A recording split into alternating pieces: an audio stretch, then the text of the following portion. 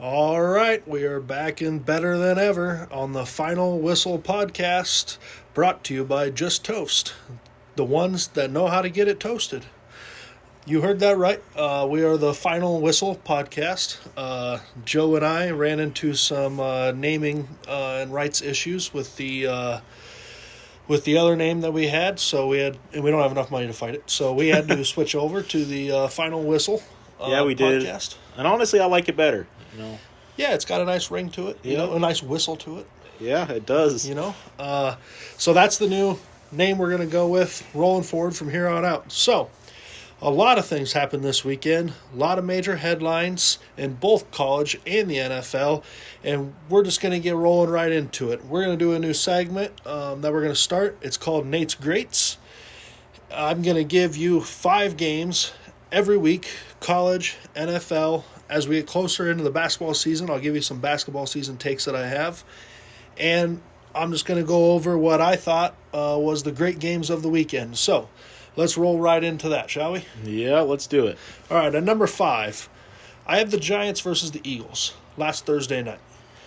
What a game from Jackson Dart and from Cam Scatterbo. I mean, those two on that team just give that team a chance to win right now.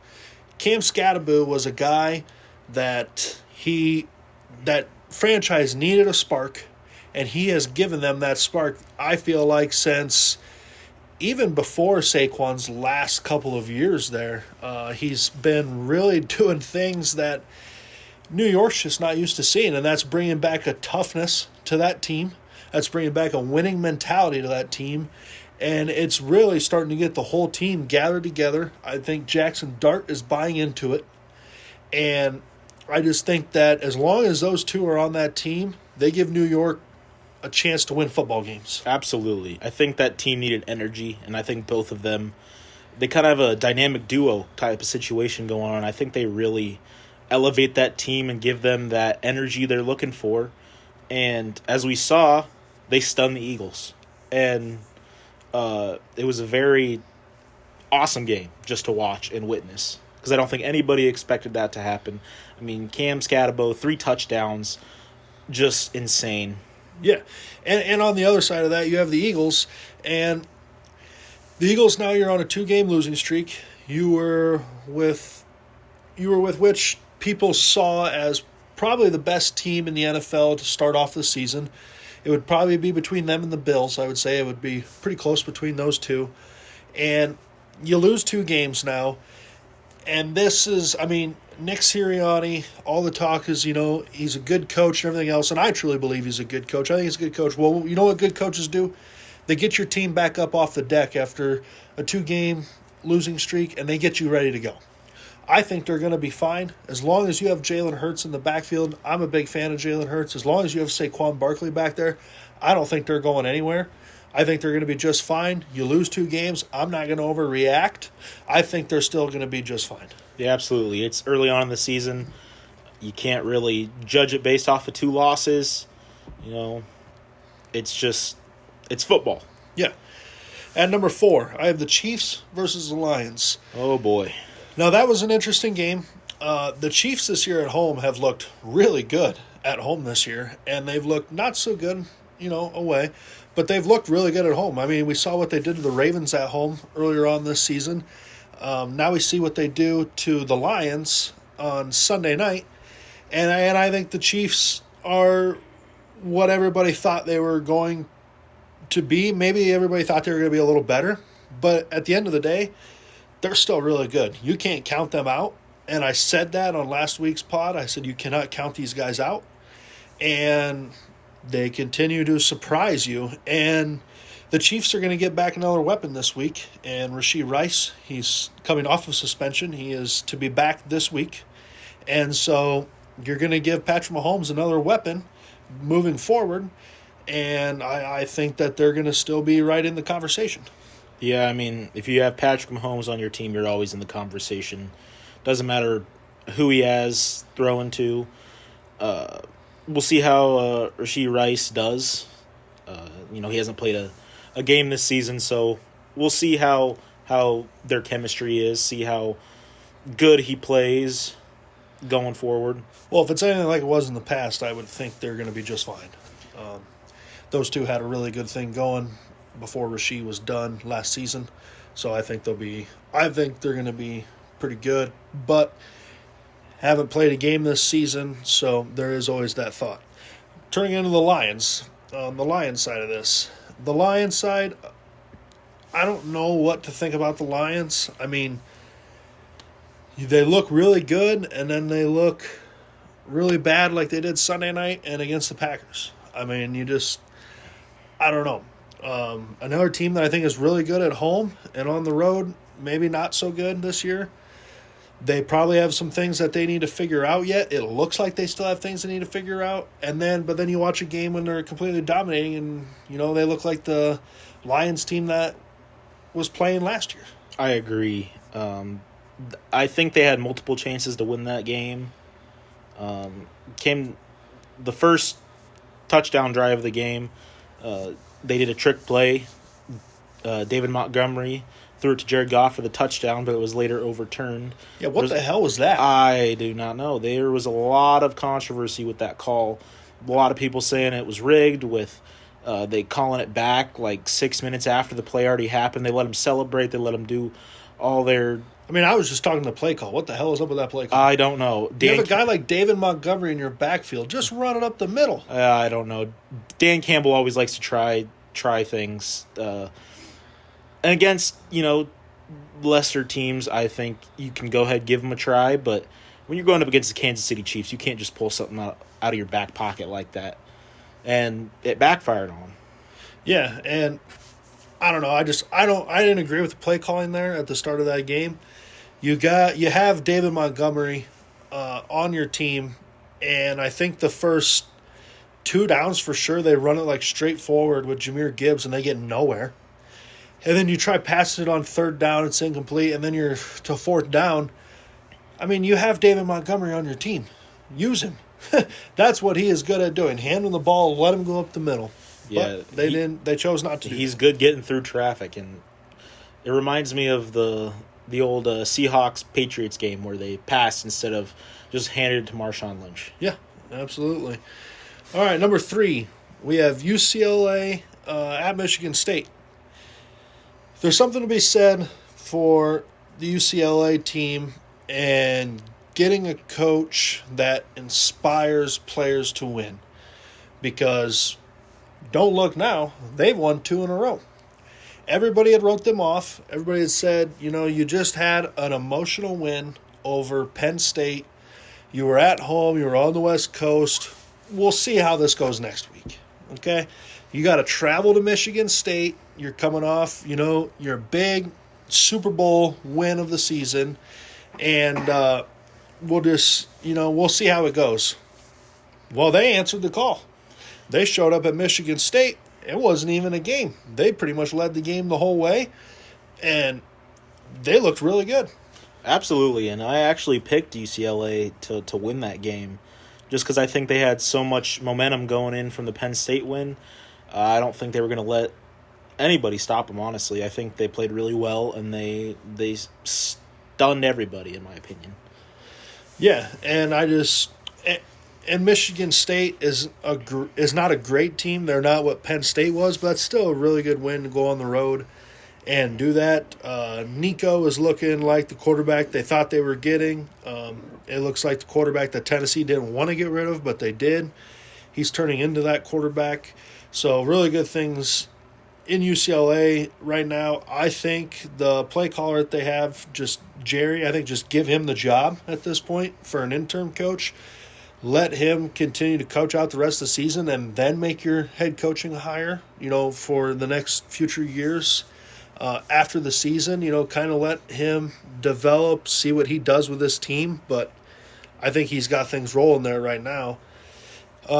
Number 2, I have Indiana versus Oregon. And this probably could have been number 1. Probably should have been, but I'm going to go somewhere else with number 1. So, Indiana versus Oregon. I mean, are you not entertained? Yeah. What, take a guy in Kurt Signetti who all he does is win. Just Google him. his famous saying. And I like it because it's going to prove that if you can get a good coach, it's not all about the money. Okay? You get a good coach, he's not at a blue blood school. He's at Indiana and he's winning football games. Okay? Indiana's completely bought into what he wants to do there. And he just, the guy has no fear. And he goes, everybody says, you got the daunting trip out west. You can't do this. It's really hard to win out there and everything else. Well, he answered the call, and he went out there and he won. And he did it perfectly. He did. Really, I don't know if Oregon fans ever felt like they had a chance to win that game. Yeah, it seemed like they could never get ahead. Yeah, it was close. There was times when it was tied, but Indiana was just sitting right there. They were waiting to get the ball back and do something, and they would. And they go out there and they stun Oregon. Yeah, they did. I think a lot of people were not expecting that to happen. Indiana's had points in this season where they've looked all right, and they've had some where they looked fantastic, and they looked fantastic against Oregon. Yeah, they did. And I think Indiana's the real deal. I'm all in on the Indiana train this year. I hope they do really well. They got to the playoffs last year. I would like to think that win more than likely secures a chance for them to get into the playoffs this year. I would certainly think it would. I think their schedule is somewhat favorable for the rest of the season. But I think that Indiana is the real deal. And Kurt Cignetti has completely turned that program around. It's just really magnificent what he's been able to do with that program. And not all the money in the world. That school was a basketball school forever. Yeah. And he's now turned that school into a football school in 2 years. That's all it's. Last year was his first year. Now he's there this year. It's taken 2 years. And he has everybody bought into that football program. He probably has donors, putting money into that football program now that would always put it into the basketball program. But he's still not getting money. I wouldn't think some of these big SEC teams, Texas Tech, teams like that, probably not as significant amounts of money like they are. Granted, he's still getting money, but I just like it because it's going to show that if you find the right coach, you can still win football games. It's not all about money. Yeah, he's doing a great service for this day and age in college football even. So all the NIL money, all the money that's in it now, I think he's proven that you don't need all that to win. Yeah. Okay, at number 1, I have Penn State versus Northwestern. Now, Northwestern's win is going to get overshadowed by James Franklin being fired. I think that's a really good win for Northwestern. They should be really happy that they beat Penn State. They got Penn State at a time when Penn State was down bad, and they took advantage of it and they won. Good for them. They got that win. On the Penn State side, I just truly think that this is shocking. You go from a team that people pushed all offseason to be number 1 in the country preseason. They started off at number 3, but a lot of people pushed for them to be number 1 all season, or all offseason. And they had a lot of guys come back that were on that team last year that could have went pro. They had a lot of transfers that could have went pro that transferred into that program, and they all came back to win a national championship. And they have completely fallen apart. And Yeah. I don't know how. I don't know what to say. I don't know how that happened. They obviously think it's a coaching issue, and they went ahead and they made the coaching change. Do I agree with that? I don't know. I don't know if most of the country knows how to feel about him being fired.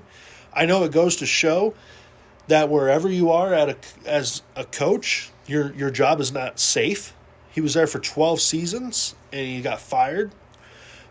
There were some things leading up to this game that, his talk was he can't ever beat the big guys. He just beats all the small guys. And I said last week, now you lose to the small guy. Now you lose to the small guy again. And my first thought after watching that game Saturday, after that game got done, I said out loud right away, I said, he's going to be fired. And that was the first thing I thought. Whether I agree with that or not, I don't know. But it's just, I hope Penn State knows what they're doing. I'm sure they're going to find a good coach that they think is a good coach. But Nebraska did this back when. They fired Bo Pelini. I mean, maybe not the same situation as this was, but winning football games in Nebraska can't get back to that. They would do anything to trade places to get back to that point. Oh, yeah. Now Penn State's in that same situation. You fire a guy like James Franklin. James Franklin's a very wealthy man. I would love to get fired and get handed $49 million as you're being showed the door. It's just crazy. These coaching buyouts are insane. He's going to get paid $49 million. And he'll go find another coaching job, or he'll do whatever he wants, analysis, coaching, maybe not a head coach, assistant coach, something like that. He will be in football. He'll do something with football again next year. But I just think it's really shocking what has happened, in that whole Penn State era and where they're in right now. There's going to be names coming off the wall.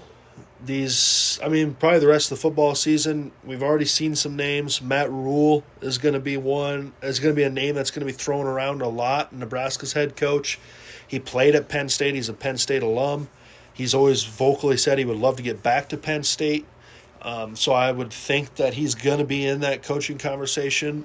A guy like Kurt Cignetti from Indiana is going to be in that name situation. Do I think Cignetti should leave Indiana? No, I do not. I think he should stay there. He can do anything he wants there right now. They love that guy. I think you're going to have Matt Campbell. His name's going to come up in that head coaching search. I've heard a lot of people say he's probably one of them on a short list of 5 people. He's definitely on that list of 5 people. So, you're going to see head coaching names start popping up the rest of the season to fill that job. Yeah, and they'll find somebody. They're a top-tier program. They'll end up finding a great coach. But not only did that game get him fired, in the fourth quarter of that game, Drew Aller, their starting QB, was playing with a torn ACL. Yep. So he's out for the season. And now you got, which I don't think it's as serious, because as a program as big as that, you got to hope you have decent backups. Yeah, and I can't remember what rating the quarterback coming in now is for them, but it's not like he's terrible. Yeah, if you're Penn State, if you're a Penn State fan, do you think this season is done for them, or do you think they have chances to bounce back? What's your thoughts? I don't know. It depends who's going to lead that team at this point. You're down your head coach and you're down your quarterback. Those two are usually your top leaders in a program. I can tell you what Vegas thinks of Penn State for the rest of the season. Preseason, they were like a 14.5, 15.5 point favorite out of Iowa this week. Iowa's now a 3-point favorite. So there's what Vegas thinks of Penn State for the rest of the season.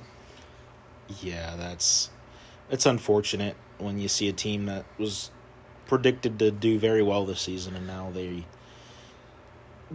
they're not favored against Iowa. Yeah, and Ethan Grunkenmeyer is who is going to come in as their quarterback. He was a 4-star prospect from Lewis Center, Ohio. He was the number 7 overall quarterback prospect in the class of 2024. So, number 7 quarterback in the class of 2024, he should not be bad. He should be able to come in. He should be able to play well. I'm not going to say he's going to play great because he's never played. And your first week, you're going to be at Iowa. And it can get very loud. It can get very frustrating for away teams. But we'll see what he's got. Yeah, we'll see how he plays, and if they can pull out a win, or if they drop to 3-4. Yeah, and it's just crazy. If you would have told me that before Halloween, Penn State's not going to be ranked, and their head coach is going to be fired, I would have said that you're crazy. So that's what I have this week from Nate's Greats. Those were my great takes of the week. Joe, what do you have?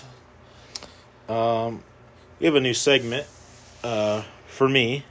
It's called the Weekly Triple Threat. So I'm going to pick 3 games out of the season. Could be college, could be NFL. And I'm going to give my take who I think is going to win. So first, all 3 of these are college games. I didn't really see any interesting NFL games coming up this week. But starting off with the first game is number 10 LSU at number 17 Vanderbilt.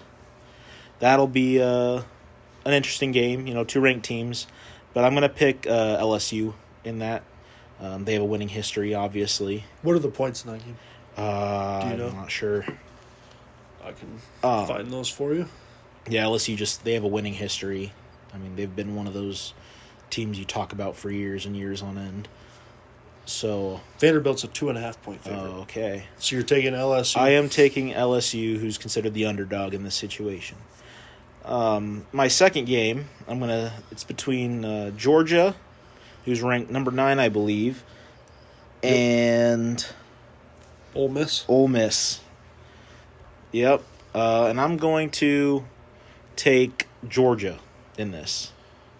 They're ranked lower, but again, Georgia wins games, and I think they'll pull this one out. They're 7.5-point favorites? 7.5-point favorites. Yeah, so I think Georgia's going to pull that one out. You're taking the points. Yep, I am. And the last of my triple threat is number 13 Notre Dame and number 20 USC. I think a lot of people would take Notre Dame in this situation, but I'm going to go USC. Notre Dame is 9.5-point favorites, but I think USC is going to pull out a win. I think Notre Dame, they struggle against ranked teams usually during the regular season at least. We've seen it plenty of times this season. We've seen it a couple times last season. They struggle against some of the tougher teams, and I think they're going to struggle this week. So I think USC is going to take that win. Yeah, and UCLA has looked really good this year too. I think a lot of people expected them to make the jump from where they were last year to this year, and they certainly have. Are they a great team? I don't know, but I think they're pretty good. I think they're going to be that 9-3, 10-2 type of team this season. So that's your triple threat this week? Yeah, that's my triple threat, all college games. Bet the house on it. Joe went 3-0 last week. We didn't have this as of last week. Because he went 3-0 last week, we were like, you know what, Joe, since you're so good at this, you're going to do a triple threat every week and make all of you guys money. Yep, I put a parlay in for these teams this week, and I won mine last week. So hopefully this become a reoccurring segment where it makes me money, makes you guys money. Joe, you want to tell them who you had last week? Last week I had South Florida. Yep. Which I still don't know why they were underdogs in that game. Well, North Texas was undefeated and they were on the road. And they beat them down. I mean, they scored like 54 points or something like that. Yeah, it wasn't close. It was insane. And then I had a couple other teams I'm trying to remember now. You had UCLA. Oh, yeah, I picked UCLA to win that game. And I think you had Indiana. No, you had Ohio State. Yeah, I had Ohio State beating Illinois. Yep. And a lot of games, some of them were controversial, but I picked what I think would have won, and it worked out for me. Yeah, so we'll do these new segments every week now, and as always, they're sponsored by the guys that just toast, the ones that know how to get it toasted. Also brought to you by Nate and Maddie Can Box Repairs. If you're looking for a cool can box, let them know. And we have a new sponsor coming on this week that's going to sponsor the show from now on, Earl's Doghouse. Great place to go, great food, great drinks. You got to watch the manager, though. He likes to get a little handsy, and he's not the nicest person in the world. So just when you get there, just watch out for Earl. But other than that, you'll have a good time. Yep, good beer and great fun. Yeah, it is. Okay, is that pretty much you all wrapped up with college football? Yeah, I think so. All right, we'll get into the NFL. Joe, where do you want to go in the NFL? I know it's a little bit off topic. Well, not off topic, but let's start with Monday night's games. I have no idea what happened with either of those games. The Atlanta Falcons beat the Buffalo Bills, and then the Chicago Bears beat the Washington Commanders. I don't think anybody expected either of those things to happen. Let's start with the Buffalo Bills and the Atlanta Falcons. Josh Allen threw 2 interceptions. Did not look the greatest. And the Falcons, I don't know whether they're good or bad this season. I mean, they get blown out by the Panthers, not even scoring a single point, like 30-0. And then they beat the Buffalo Bills. I mean, that team, I feel like, is just very inconsistent with whether they win or lose. Yeah, and, I mean, everybody's going to have a bad day, and that was just what Josh Allen and the Bills had. They were also right there with the Eagles. They're another one of those undefeateds that now have 2 losses. And I just, Sean McDermott's a good coach. I have faith in him. He's going to get those guys back up off the deck again, just like Sirianni with the Eagles. I still think the Bills are very dangerous. I certainly wouldn't want to play them. So I think they're going to be fine. But, just some days you just have a bad day, and Josh Allen just had one of those bad days. You're at the Falcons. It's a night game. It's a Monday night game. I think the Falcons fans were ready for this, and they came out, and the Bills just didn't look good. The Falcons have all the talent in the world. I mean, you just look around their roster. They're not a bad team. They just haven't seemed for the last few years to be able to put it together. Yeah, they have a lot of talent. Just they haven't been able to use it. Yeah, and at some point, with all the talent that you have, you would think you have to be able to start putting it all together. I think they will at some point. I don't think it was that game that's necessarily going to put them together, but you can see what they can do if they do get it put together. Yeah, they can play with the best of them if they start clicking and they start getting somewhere. I think, like you said, they've just never been able to put it together. They have a lot of great talent. Michael Penix looked pretty good. They also have Bijan Robinson, who played out of his mind. Yeah. He's looking like a fantasy steal right now. Oh, yeah, he is. And I played against him. Yeah, that's how that works. But, yeah, I think that's all with that game. Let's transition to the Commanders versus the Bears. Bears win this one. That was very surprising. A lot of people didn't expect that. I saw something funny that Jake Moody's now the kicker for the Chicago Bears, and Deebo Samuel's on the Commanders now. And I believe it was last season or the season before. It was last year. Deebo smacked Jake Moody on the head. Yeah, he freaked out on him because he would miss a lot of field goals. Yeah, and now he beat him. now he beat him. That's the funny. There's the karma. That's the funny part. Yeah, it was karma. And the Commanders are one of those teams where I can't tell if they're good like they were last year or they're just not playing up to their full potential. Yeah. And early on, this game really wasn't a game. Washington was able to, sort of come back and make that into a game. But just looking through the box score here, I mean, rushing, it looks like the Bears could really do about whatever they wanted. 5.4 yards a carry is what they averaged. Swift had 14 carries for 108 yards. That's 7.5 over 7.5 yards a carry. Yeah, that's crazy. When every time you touch the ball and you're getting over 7.5 yards, you're probably going to win a football game. And then just passing. I mean, DeAndre Swift, again, he had 2 catches for 67 yards. That's 33.5 yards per catch. That's insane. For Swift in that game.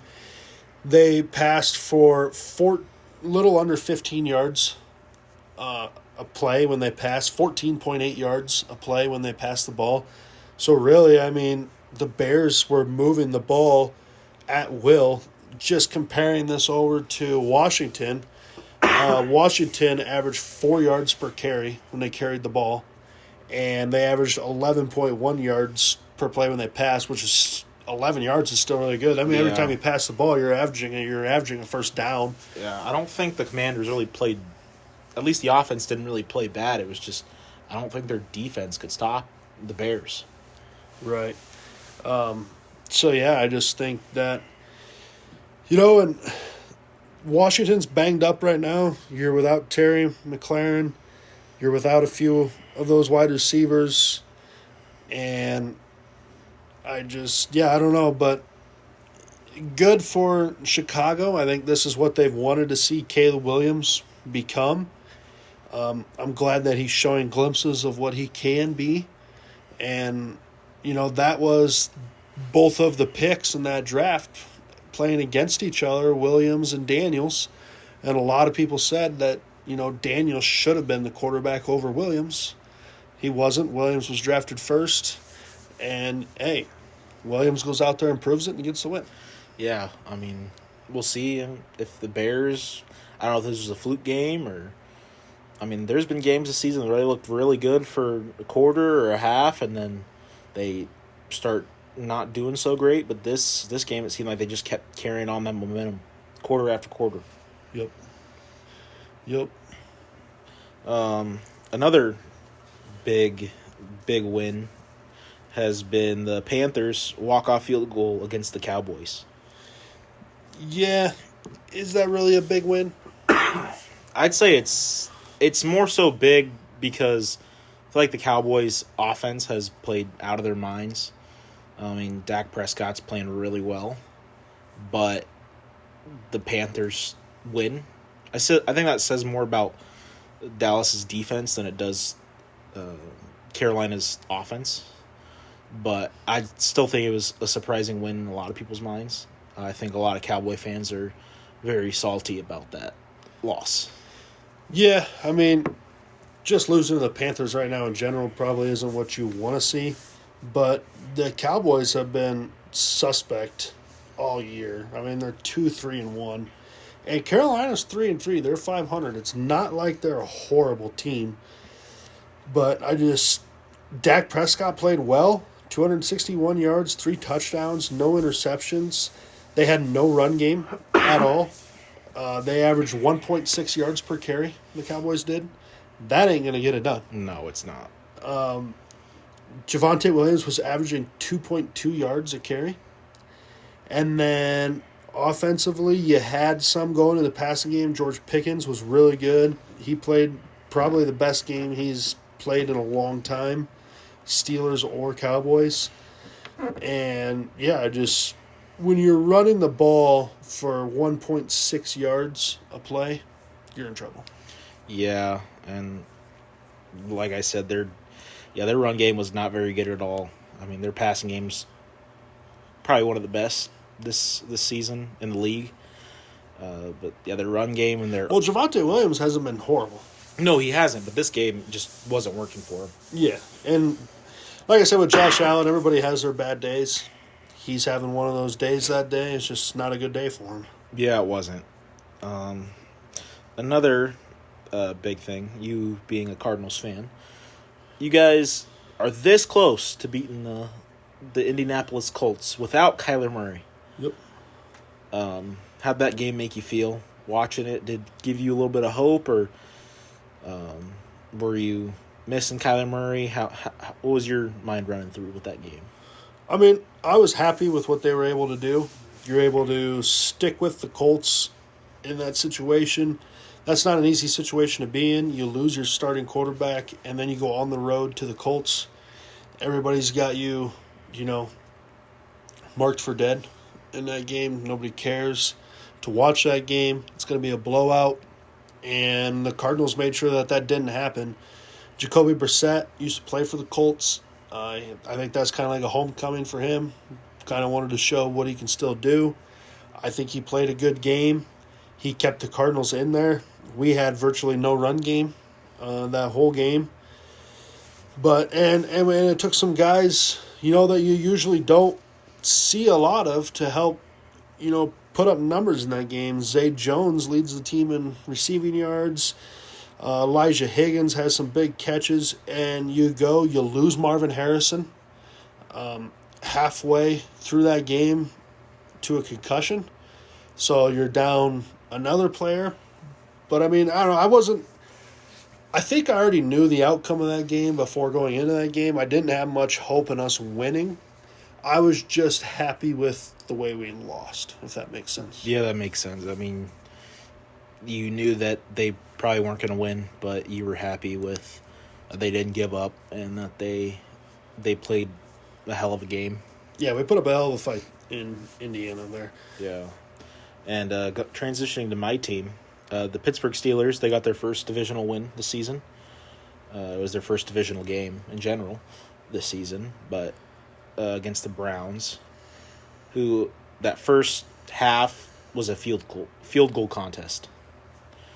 I think it was just in those AFC North games, they're always defense primarily. And Steelers defense looked awesome. I think they actually looked like they were starting to click. And a player who didn't do well, Myles Garrett. And I believe the only stat he had wise was 2 assists on sacks. But other than that, he had no individual sacks. It was a bad day for him. Yep. And a lot of people were upset at him for playing like that, especially against the Steelers, against a rival in T.J. Watt. But yeah, that Steelers defense, they looked really good. Yep, I agree. And the Browns aren't great this year. I still don't know why they insist on starting Dylan Gabriel over Shedeur Sanders. I think Shedeur Sanders is the better pick out of the two. They're the coaches. They're the ones that get to make the decisions. They see him every day. I get it. So that's who they're going to play. That's who they think needs to start. And I don't know. I think Shedeur, personally, I think he gives them a better chance, but they don't believe that within their program. So for now, Dylan Gabriel's going to be the starter. Yeah, I mean, being the Browns, you already know you're not going to, at this rate, you know you're not going to win many more games. Try him out. See how he plays. Practice isn't everything. They might not want him out there as a person. Who knows? But he might click with the team a bit better. I mean, all you can really do is try it out, see how it works. I don't think they have either of them as a very I should start this guy. I think they're both kind of evenly matched in that department. Yep. Yeah, so good pickup there for the Steelers. You got the Bengals Thursday night, another banged up AFC North team. And they shouldn't have any issues with the Bengals. I don't foresee them having any issues. If they do have issues, there's probably going to be some problems with the Steelers. But I think they should be able to pick up the win there. Yeah, it's going to be a big it's going to be the battle of 2 40-something-year-old quarterbacks. Yep. So that'll be interesting to watch. I don't think there were any other really interesting games that I have. Is there anything that you have? I want to jump back into college. Okay. We're going to jump back into the college world here. Let's do it. Because we totally missed the Iowa State-Colorado game. Oh, jeez, yeah. And we probably missed it on purpose because really haven't put We want to forget about it. Yeah, I haven't put much thought into that game since Saturday when the Cyclones fell in Boulder, Colorado. I guess just my takes from that game. It was too sloppy. It was. Every time we were moving the ball, we would hurt ourselves, either with penalties, drop snaps, drop passes, just really anything we could Simple mistakes. Just anything we could do to hurt ourselves, we were doing. And it killed us. It was just sloppy. And Colorado gives up the most sacks right now in the Big 12. Iowa State was able to get 0 sacks in that game. The defensive game plan was aggressive. They were going after the quarterback, and they just couldn't get there. And the problem is when we started sending guys in there, if you don't get to that quarterback in time, you're vulnerable. and that's where we get burned. And we're already not great in the defensive backfield with injuries, and they just strung us out. I don't think Iowa State has good enough guys to get to the quarterback this year. We haven't been able to get quarterback pressure anywhere. That doesn't. I mean, a 3-man front, you don't get a lot of quarterback pressures, but if you have somebody in there that can pressure the quarterback, you will get the pressures on the quarterback. So I don't know. I don't think they have that guy this year on the defensive front that can do that. And yeah, it was just a sloppy game from Iowa State all the way through. It was. I mean, I think also in that fourth quarter specifically, there was some bad play calling. I mean, I think we were it was like 4th and 8 on like the 50-yard line, and there was like 2 minutes left, and we punted. Yeah. I mean, at that point, you have to go for it. Yeah, because you're already losing. The ball back. It's different if we're tied or whatever, but we were down. At that rate, you gotta start going for it. You gotta take those risks. And it doesn't help not having a kicker. I mean, everybody will say these are excuses, but the matter of the fact is the 300-pound offensive lineman that we're running out there as a walk-on kicker, he's not as good as Kyle Conradi. No, and that's he's just not. the realization of it. And we have the ball at the 28-yard line and we punt. Yeah. We have to punt. I mean, that's the first time ever watching it on the TV, on the broadcast, where it has the field goal target line to where you have to be able to kick a field goal. It was at the 17-yard line. Yeah, it's inside the red zone to be able to kick a field goal. I mean, that's like high school. Yeah, it's ridiculous. I mean, that means we can't kick any longer than a 27-yard field goal this year. Yeah. With this kicker. And he's now hurt.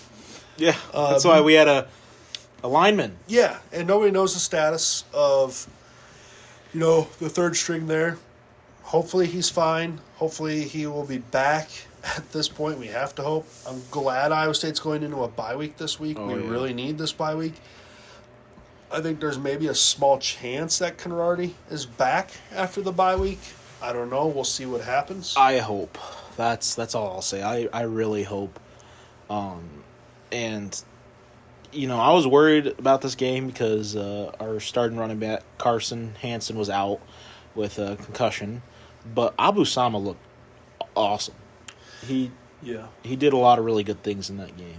Abu Sama looked really good. He had a few plays where he kind of goes back to his old ways, what he likes to do. It was right on it was the drive where we had the questionable pass interference call that got picked up. The play before that, I think, was like 1st and goal from the 4-yard line, and he runs. They want him to run up the middle, and what does he do? He bounces it. He bounces it to the outside and gets tackled for like 4 or 5 yards at a loss. Yeah. I mean, and then now we're in a passing situation.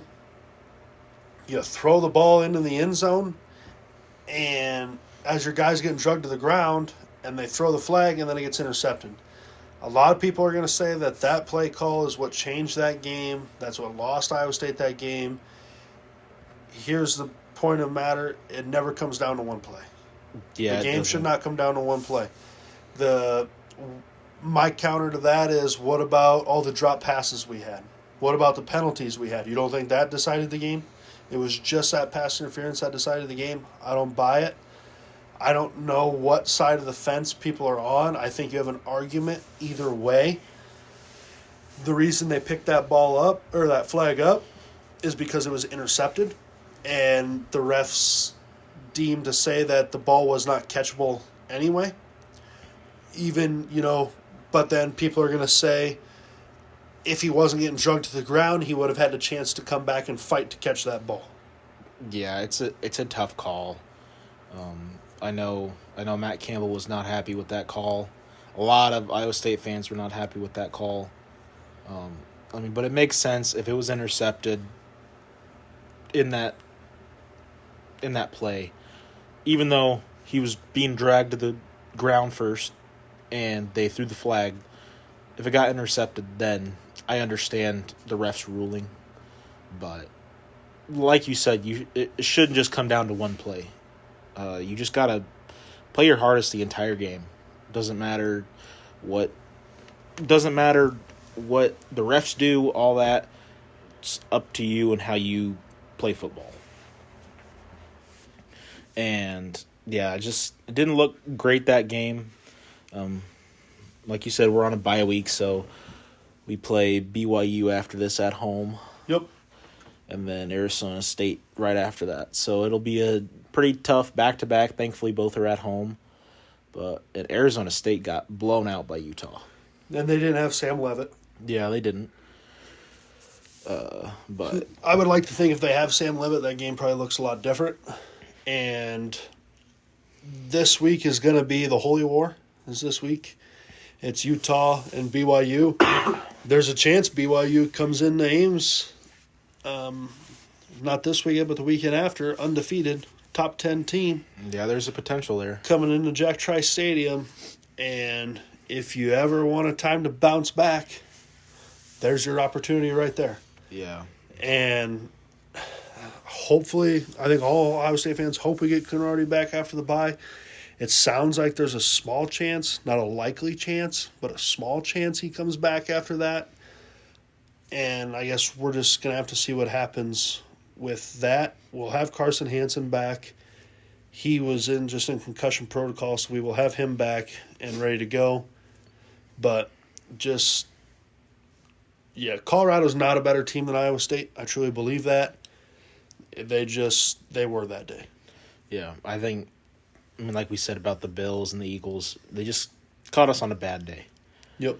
And I think if we play that team, maybe 10 more times, we probably win most of those. Yeah. And it turns out Cincinnati's actually pretty good. They're ranked now. Yeah. Which we knew that going into that game, that Cincinnati was good. I don't think a lot of the country knew that. They saw Iowa State ranked, as number 14 going into that place, and they thought Iowa State was the one that should have won that game, which we were hoping that they would, but they did not. So Cincinnati's actually not as bad of a team as what most of the country thought they were going to be. And Rocco has looked he didn't look great in that game against Colorado. I don't know if ever since the Cincinnati game, when he went into concussion protocol, and then he came back in, I don't know if there's something lingering from there. He's not on the injury report anywhere for Iowa State, so it's not like there's anything lingering. It's not like he has anything, injury-wise that the team sees wrong with him. But I don't know. The last couple weeks, he's just totally regressed and hasn't looked great. I'm hoping this bye week comes at a good time for him, kind of reset, the memory a little bit, get your mind cleared, and go out against BYU and play a good game back in front of your home team. And it kind of took the wind out of our sails. We talked about that last week. You have to go on that road trip and come out 1-1. You have to at least try to split the series. They do not. They lose both. And Dallas is a long shot at this point, I think. I think even if Iowa State wins out, a 7-2 Iowa State wins out, I still think it's really tough to get in because you'd have to have some tiebreakers in there, and I don't know if that will favor Iowa State. So I think that looks like a long shot for right now. Iowa State last year was in the same situation we were in right now. After we got beat by Texas Tech and Kansas back-to-back weeks, everybody left us for dead. And we still found a way. We won out the rest of the season. Yeah, thanks to Kansas. Yeah, and that's where we have to do right now. I mean, that's the point we're at. It came a little earlier this season for us, but we have to win out at this point. Yeah, now. and it came against teams that we wouldn't have liked to lose to. Yeah, it definitely gets significantly harder. You'd like to beat, at least one of those teams and maybe have your next loss come against like an Arizona State, a BYU, a TCU, yeah, a Kansas, somebody like that. But now you know what you have to do. You have to go out and win. Absolutely. And I think Matt Campbell will have the guys ready to go back in Ames. There's no doubt in my mind. I think BYU is going to have a really tough game on their hands when they come to Ames in 2 weeks. Yeah, I think if we can win that, it'll kind of put us back in that ranked discussion. And so we went from number 14 to unranked in 2 weeks. So, yeah, just have to bounce back and just get our heads right. Yeah. Yep. All right. Well, we'll probably talk about some fantasy football now. Oh, boy, it was a rough week for both of us, wasn't it? Joe, it was a bad week for both of us. I am now on a 2-week losing streak like the Eagles and the Bills. But my team is still as good as the Eagles and the Bills. Yeah, they are. I'm not scared. I'm not worried. We'll be back fighting some injuries right now. And, I think my team's going to be okay yet. Yeah, I think you're fine. You know, I'm more worried about my team because right now my team looks like a hospital. Yeah. I mean, Marvin Harrison, Mike Evans, CeeDee Lamb, Emeka Egbuka. Emeka Egbuka now. Yeah, that really annoyed me. And yeah, my whole team was just injured. This week, I played Nate's wife. So hopefully I can beat her. But I don't know because her team's been playing out of her mind. Joe, she has not looked at her lineup yet. I won't tell her, though. Do not tell her. I won't tell her to check the lineup. I had 3 guys that were on bye weeks. I had Josh Allen. Joe, where is your team at this week? Derrick Henry. They're on vacation this week. They are. Derrick Henry, Josh Allen, and Dalton Kincaid. So I do some reconfiguring. I picked up Rico Dowdle, who's been playing ridiculous. He's had like 2 back-to-back 30-something point fantasy games. And then I picked up Drake May, he's been playing really great. And then I picked up Dallas Goedert, who's been pretty solid at the tight end position. So I hope I can make something happen this week. But we'll see. My team always seems to not do great when they should. Joe, we should make a trade for the week that I have. For the week that I have Trey McBride on a bye week, you should make a trade with me, just for like 1 week, like a Dallas Goedert thing, so I can get Dallas Goedert that week. The next week, I'll trade him right back to your team. Okay, we can do something like that, unless we play each other. Then I don't think we do. If we do, then yeah, we'll have to figure something out. But if we don't, I would like just like a 1 week trade with you for like a Dallas Goedert just for the week. Yeah, you know what we need to do? Maybe we just need to, on the weeks we don't play each other, we just start trading each other players we kind of want that week. Try to stack each other's teams. Yeah, stack each other's teams. And then, when we're in the playoffs and it's me and you playing each other in the finals, then we'll... Yeah.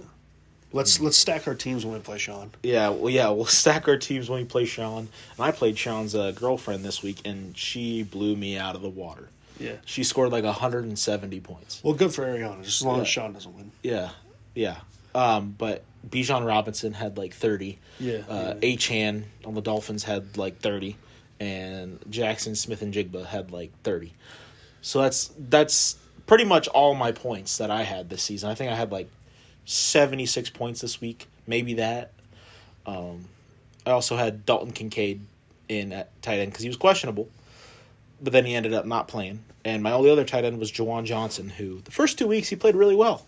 Then I picked him up, and then he started doing terribly. But I hope my little stand-ins this week do really good. We'll see how they play out. You get to play the number 1 player in our league this week. I do. And I get to play the last player in our league this week. Oh. I get to play Maddie, who now has a 16% chance of making the playoffs. She was angry with me last week because I said that her team is toast. And I'm here to say again, your team is toast. It's not going to the playoffs. Really? You now have a 16% chance to win. You're on a 5-week losing streak, about to be 6. Yeah, I mean, I don't even know how her lineup's looking. Has she changed it up at all? Does she have some bye weeks that she needs to adjust? Everybody's starting. Yeah, she has edited her lineup. See, she doesn't even have a bad team. It's just that they aren't performing how they should.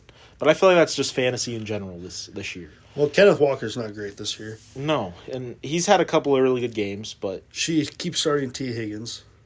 No, she hasn't played T. Higgins for a couple of weeks. He's playing this week. Which is fine with me. Well, I don't know why, but he is. I think she's giving him another chance. Yeah, if it was give him another chance this week. I really think he can make stuff happen. If it was, give him a chance this week. If it was Joe Burrow throwing that football, I would trust it a little bit more, but it's Joe Flacco. Hey, you know what? Maybe Joe Flacco will go off this week. Maybe. I'm all in, Maddie. Give him another chance this week. Let him play. I hope he does great things. Our standings in our league, Kate's number 1 at 5-1. And then you got Sean at 4-2. Which that's not going to happen anymore because now me and Joe are going to conspire with each other to to beat Sean the rest of the year. Yeah, we are. Sean, if you're hearing this, you're going to lose. Yeah, our goal is to make Maddie better than you. Yeah, that's our goal. Ariana is in 3rd. I am tied for 3rd, but in 4th because she has the tiebreaker over me. Joe, you are in 2nd to last, and Maddie is in last. Yeah, we are the losing couple currently, but that will change. It will change. There's still plenty of football to play. Yeah, I think it's going really well. Kate has asked me for help this last couple of weeks. I told her no, I'm not helping her. I'm sticking to my commitment. And you know what she did? She reached out to me and tried to get me to help her. Yeah. And when you're winning the league, I told her you don't get help. No. You obviously don't need help. You're in first place. You get help when you're like bottom 3. Yeah. You don't get help when you're top. You know why she's in first place? Me. Because of me. Yeah. I've told her to pick up Javonte Williams. I've told her to pick up Tyler Warren. Let's see here. I told her to pick up Cam Scattaboo. I've told her to pick up Jordan Addison. I've told her to pick up Daniel Jones. Like, her whole team is because of me. She destroyed you with Cam Scattaboo on her bench. She scored 31. Yeah. And if she put him in, she would have even annihilated you even more. The team that I have assembled for her beat me. That's why I said essentially it's your team that beat you. Yeah, that's why I said last week I'm going to end up beating myself, which I am beating myself with her team. If I did not help her, she wouldn't have any of those players on her team. I would have them on my team. I would be the juggernaut. And she would not be. Her one loss was the first week of fantasy football, and she was very angry at you. She said she never wanted to play fantasy football ever again. And who'd she lose to? And she lost to you. Bad. She lost to you she bad. Got embarrassed. And then she got beat week 1, 123-80. Her team put up 80 points in the first week. Ever since then, I've done like 150 a week. Yeah, because that was the game that Joe Burrow and Jamar Chase had a terrible game. Well, she had 3 Bengals players. She had Chase Brown, Joe Burrow, and Jamar Chase. All of them had, I think, like less than 10 points.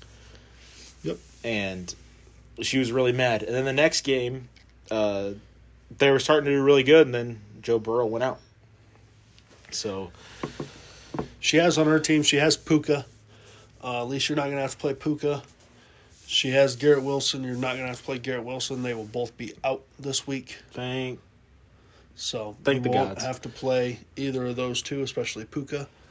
So things might be all right for you, Joe. I really hope. Right now I'm at a 51% win probability, but from previous weeks I can tell that is never the case. It lies every week. It just lies. You could have a 80-something% chance of winning and still lose. I was supposed to win last week, and look how that worked. Yeah. It was a sad week for both of us. Yeah, it really wasn't a very good week in fantasy in general, unless you had like a decent team with like certain players on it, but like a lot of the good players didn't put up that many points this week. And Maddie was talking some smack. She said if she played either of us, she would have won, which is true. But she didn't. Yeah. So guess what? She gets to put her money where her mouth is this week. I play her. Exactly. We'll see if she starts talking shit and see where it goes from there. See how this week turns out. Yeah, we will see. My quarterback last week, Justin Fields, I don't know what the hell that was. I have no idea. 4.9 points. Yeah, what the hell is against the Denver Broncos. Broncos defense is good, but man, 4.9? Are you shitting me? I mean, didn't you have J.K. Dobbins who had like 2.6, and then you had... I didn't have J.K. Oh, who had... I think he's on my bench. Oh, you had Cortland Sutton. Sorry. Yeah, Sutton. Sutton had 2.6. And then Saquon had a terrible game. Yeah, Saquon had 8 points. Yeah. And then I don't know who else you had that scored really low. Right here, I had Just Fields with 4.9, Saquon with 8.7, Cortland Sutton with 2.7, Brees Hall with 5.9. The Colts defense I picked up to play against my Arizona Cardinals because the Colts defense has been really good. They scored 1 point because Jacoby Brissett decided to be, an all-star. Aaron Rodgers this weekend. Yeah, he did. And, Harrison Butker missed an extra point. He used to be old reliable in the NFL for kicking field goals. Yeah, now he's not. Yeah, he got me like 6 points. Chris Boswell's still that golden leg. I mean, he got me. I think he was almost my highest scorer. He had 16 points. I mean, that's usually my saving grace a lot of the times is Chris Boswell because they're going to use him a lot. I still had Christian McCaffrey on my team, 24 points he put up. DK Metcalf with 19, Trey McBride with 21. They were my only hope last week, and it still didn't. Yeah, I was at the point where I had to have Josh Allen and Dalton Kincaid combined for like 70 something, but I forgot Ariana was playing Bijan Robinson, so it ended up being like I needed, and then I found out Dalton Kincaid was questionable and then was out for that game, so then I was. So Josh Allen needed points from Josh. Yeah, Josh Allen needed like 90 to 100 points for me to win, which I just knew wasn't going to happen. He threw 2 picks. He threw 2 picks. He threw 2 touchdowns, but he threw 2 picks. So he ended up with I think it was 17 or something like that. Not terrible for Josh Allen still, but 2 picks. I mean, yeah, not great. Not what you want to see, even on a week when you have when you have a chance to win, it really makes you mad. But even when you know you're really not going to win, it still makes you mad. Yeah, it does. I mean, you always want to see them do well. I didn't want to after the noon games on Sunday. I just looked at my fantasy and was like, I was at a 2% win just from the noon games, and I'm like, okay, I'm not winning at all this week. Well, I got 2 Steelers playing tomorrow night. I got Jalen Warren because Cincinnati is the worst run defense in the NFL. I have him playing, and I got DK playing tomorrow night as well again. So I hope they do well. Unfortunately for you, Maddie's going to have to not be a Steelers fan tomorrow night because she plays me this week. She's going to have to cheer really hard for the Bengals. Or she'll have to cheer just for the other players, not for DK or. Well, she's going to have to hope they don't ever hand the ball off. Yeah. And that every time if they hand it off, they hand it off to Gainwell. Yeah. Or every time they throw the ball, it's not going to DK. Which is going to be tough. Which is going to be tough because Aaron Rodgers always throws it to DK or doesn't throw it at all. Yeah. It seems like. Yep. So. Alrighty. Well, I think that pretty much wraps up this week's episode of the Final Whistle podcast. We are sponsored, as always, by our great sponsors at Just Toast, the guys that know how to get it toasted. Yeah, great toast. It is. Best in the country. We are also brought to you by Nate and Maddie Cam Box Repairs. If you're looking for a cool cam box, hit Maddie up. She can hook you up with all the cool cam box. Yep, she does all the designing. Yeah. Nate does all the planning. Yep. I'm the brains behind it. She's the artist. She's the artist behind it. So. And also sponsored by Earl's Doghouse. Yep. Great beer and good fun. Just watch out for that manager. Just got to get past the manager. Once you get past the manager, you're just fine. You're going to have a great time. Yep. All righty. Thanks, everybody, for listening. Have a great week, and we will be back next week with more.